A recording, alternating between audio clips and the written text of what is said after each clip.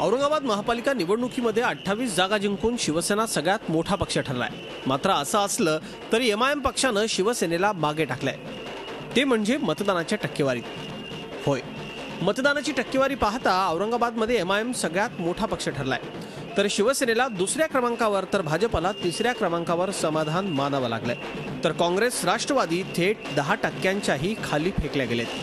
पाहुयात मतदानाची टक्केवारी ग्राफिक्सच्या माध्यमातून।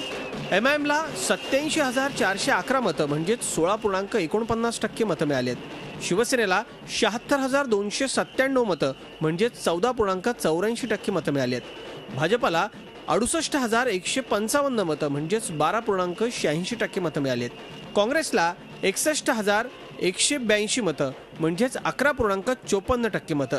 राष्ट्रवादी काँग्रेसला 25,252 मतं म्हणजे 4.76% मतं, तर बसपाला 14,191 मतं म्हणजे 2.67% मतं मिळाली आहेत। या प्रमुख पक्षांना मिळून एकूण 63.16% मतं मिळाली आहेत, तर यापेक्षाही जास्त म्हणजे 36.84% मतं अपक्षांनी मिळवलेत।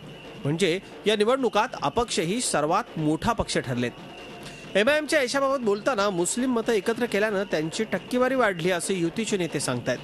शिवसेना भाजपची मतांची टक्केवारी पाहता एमआयएम खूप मागे असल्याचंही ते सांगतायत।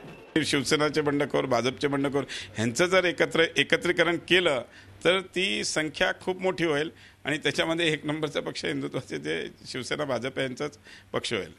युतीच्या तुलनेत एमआयएम मागे आहे, मात्र काँग्रेस राष्ट्रवादीसाठी निश्चितच ही आकडेवारी डोळ्यात अंजन घालणारी आहे।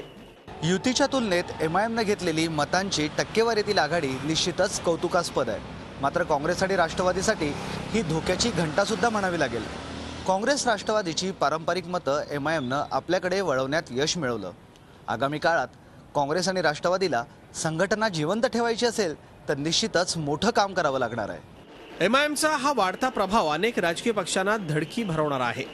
त्यामुळे आगामी काळात एमआयएम आपले पंख पसरवण्यात यश मिळवणार की इतर पक्ष एमआयएमचे पंख कापणार, यावरच एमआयएमचं पुढलं भवितव्य अवलंबून असणार आहे। विशाल करोळे, झी मीडिया, औरंगाबाद। झी 24 तास रहा एक पाऊल पुढे।